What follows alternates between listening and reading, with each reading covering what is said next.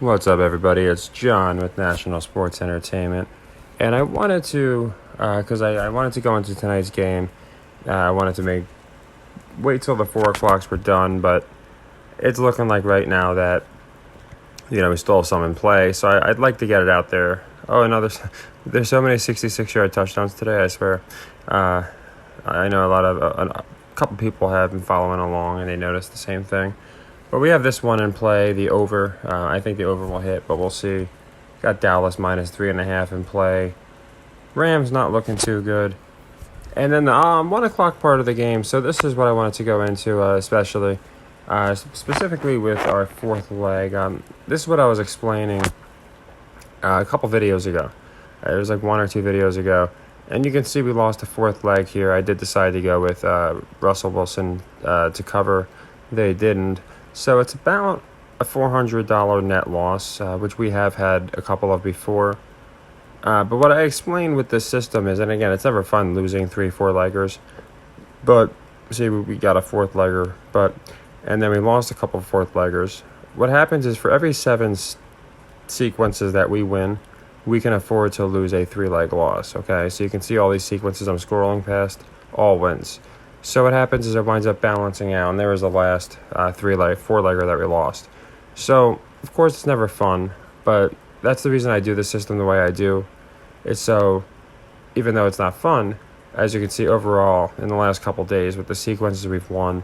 So, right now we have a little bit of outstanding bets, which I'm about to go into. But even with that, our live count was around 305, which is still, again, it's up 120. It would have been nice if Russell had come through.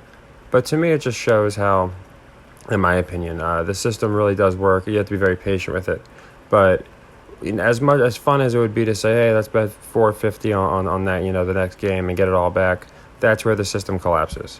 You really want to manage your bankroll to be between 3 and 4 legs, no more than that. So speaking of next legs, like I said, we did miss a couple. We missed. Let me get back to where we were at. I did the Denver over, obviously. So that one in its place, I just went Dallas minus 3.5. So we'll see how that goes. That one's on a second leg. I told you I just don't like Green Bay this year. We did get the Buffalo over, but we missed the spread. So for that one, for the next line, I was looking at games, and I already have the Nets in play. And I was looking at tonight's game, because I don't want to do too much basketball just for the sake of doing it. But I was looking at tonight's game, and I was intrigued. You see the 7.5. It's one of those where it's going to have a lot of public liking the Chargers. To me, this is one of those games the Chargers don't need. Now, the Niners, they played pretty well in prime time this year. A lot of times that will balance out. But I do think, especially with nobody, without their receivers, I think the public, I think it's basically been decided that the Niners are going to be the one to start making a run. And to me, it makes sense. A lot of people are going to be I'm sure a lot will be taking the Niners as well. But in a game like this, I do think more are going to be on the Chargers with the 7.5. And I think that the story is basically showing how unstoppable San Francisco is now. That's just what I've gotten from it. So for that one, I do like as a second leg. I do like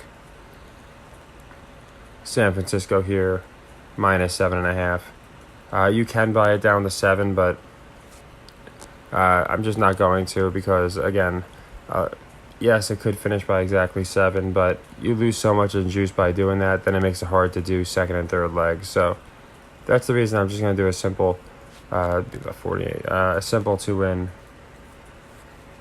48 here, about anywhere between 48 and 55 is what I try and win for the second leg, and 7.5 is fine.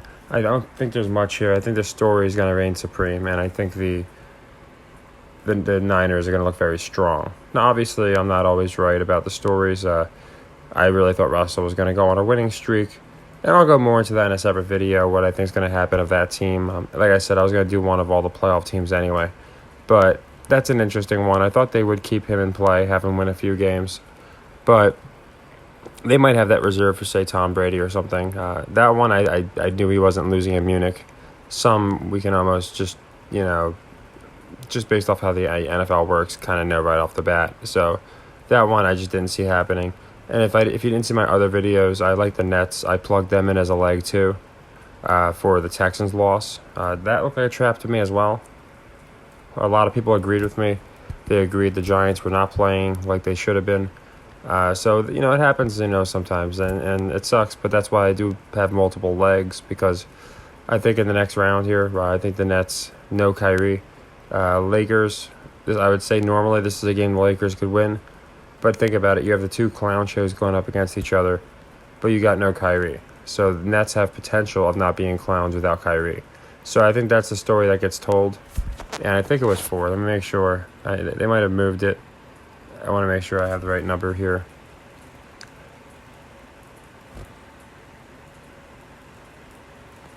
And that's nice and late, so you guys will have time. 4.5. Okay, I got in at 4. It must have moved to 4.5. Or maybe my book's just a half line lower. I'm not sure. But 4.5's, you could. I think that'll be safe too. You can buy it down if you want. But I do like the net. Normally, I'd say because of the metric purposes, I think Lakers might cover here. But like I said, I would not be surprised if they started off 2-12. If they started off, about 10% against the spread for a bit, just because so many people are going to continue to pick them. So that, and the fact that the Nets can, again, without Kyrie, look really good, I really do like that one. Now, this one I had gone over. I did like. I'm hoping the Wolves hold. I think the Cavaliers just don't start this good against the spread. It just doesn't happen. So that was the reason I had liked them. And for tonight, outside of the Nets, again, I don't want to pick games just to pick them. But I will say, looking at this game, I do like the Sixers. As I said, I think they're going to give them a run. And for that to happen, they can't just be 10 games behind 500. They can't be continuously behind 500. And I think they've built up Utah to a point where most people have Utah, as a playoff team, a top team. And I don't think people are sleeping on the Sixers. I just don't think people are in love with the Sixers. So this one's going to be a new sequence just because I don't love the game, but I do like it. Like I said, it fits a narrative I've been watching, which is basically how Doc's been playing at home and how they've been playing with a full lineup versus injured players. So I think enough people are going to be on the Jazz here that I do like the Sixers laying the 3.5. That one I haven't picked yet, so I'll have to make sure that one is getting the same odds. But it's going to be a first sequence. And again, this one is just because of the narrative. I do think that people want, and I try and look at the games that's why I went with the Nets. I try and look at the games on NBA TV as well, because I think those are the ones that they really want to show us something. But I think a game like this for the Sixers is important. It's one they really shouldn't lose. And yeah, the Jazz have played spoiler, but with a healthy team, I just do think that they're going to have the Sixers look strong. I think you're going to see them have ups and downs. That's exactly what I expect, and I think we're in an up period.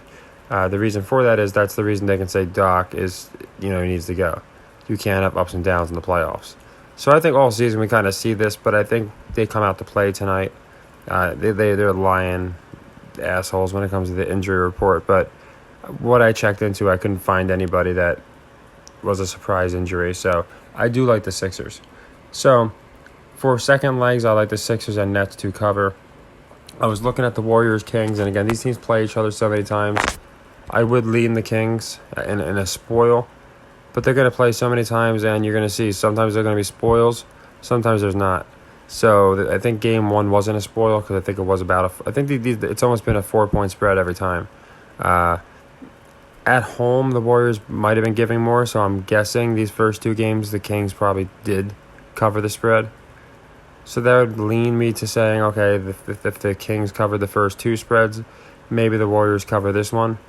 But again, with these teams, it's really tough because it could easily be a trap, and I think a lot of times it's just going to come down to the public action. So I'm not playing that one. I'm playing the Nets for the narrative, the Sixers for the narrative, and the other one in play would be the Nuggets Bulls, and that's another one. It looks like it could be a trap where I want to take the Bulls. It's just not one I want to go out of my way to play. Again, we lost these a bit of first sequences today. We didn't do great. We did get some of the overs, which was nice, and it was nice to get Tom Brady early. But, of course, the fourth leg sequence is closed here. but we want to start closing out and winning some money, and our sequence is back. So we want to make sure see how the Nets finishes out, see how the Colts over finishes, San Francisco, and all these other games. We're gonna have Dallas finishing out, and now the Sixers. So that's 5 open sequences. I don't want to go into too many more, and I wasn't even gonna do basketball, but I've noticed we've done pretty good with the basketball narratives. So I feel like we can always pick our spots between the two sports. And I wasn't loving all the games today. Even the ones I picked, as you can see, I didn't have a stellar record. But I do think, just because I know freaking Aaron, I do think that we might wind up holding on the Cowboys. We'll see there. The over's looking very, very close, so we'll have to see what happens there. And like I said, they're all first, second legs anyway, which is nice. I mean, of course we wanted Denver, but the fact that we can still be up is what's important to me. The fact that we can still be up we started at 185. After these bets finish out, we'll have to see where we're at. Anywhere between, like I said, there's about 305 and outstanding. So anywhere between 3 and 380. It just depends on how these games go. And I know it sucks when we lose a couple in a row or we lose a big one, but again, we're 133 sequences in. We're going to have those spells, and the fact that we're this far in and we're still profiting, and even when we take big losses, that's just to me another testament as to why I do like the system. So I do like, as I said, to get back on track, I do like the Niners to come out and just really look strong. I don't think they're going to fall apart like the Bills did today, or like we've seen a lot of other teams do. I think this is a pretty, again, as advertised game, just because they really want the Niners to look, in my opinion, almost unbeatable. They're really trying to bolster up that NFC West, and it just, in my opinion, without Allen, without Williams, you won't be able to run the ball anyway. I don't see them explaining away how the Chargers are going to not lose by at least a couple scores here. So that's just who I have. And then, of course, for my basketball ones, I've gone into them with a little more explanation. But those are who I have, and again, should one of these not come through, we'll have Monday night, and we have some basketball games that actually, I think it was Tuesday, I saw some games that I really liked. I'm like, a lot of these can be playoff matches. So we'll go into them. I think it was Tuesday. So that should be interesting. But we'll see how these ones go, and then we'll also, like I said, look at tonight's game. I wouldn't move it to a leg 3. So say the Colts over doesn't hit, I wouldn't move San Francisco to leg 3. The Nets, I would. So I might do that with the Nets. But I wouldn't do it with San Francisco. I only like it as a leg 2. I don't trust it as much as I trust the Nets. That's just my take.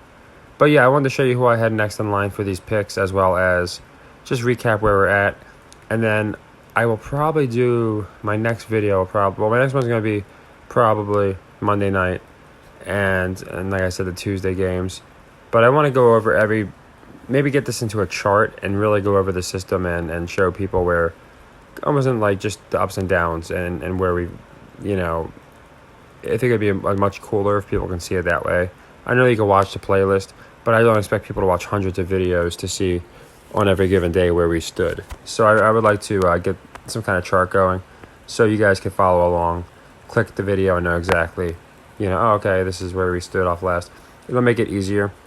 It's just really, I'm trying to keep up with the Discord, all these different things, and it can be time consuming. But I will do that. I'm probably going to be starting to use my laptop in the near future. So take care, everyone. Happy earnings. Like I said, I think we finish out the day strong, and I'm looking forward. Like Tuesday specifically had me excited, but there are some other games that I am also excited about that I think in the basketball specifically. But even later, like I said, with the Niners, I think that'll be a nice one, and I'll go into more of the games later. I always like to get the picks out first. So take care and happy earnings.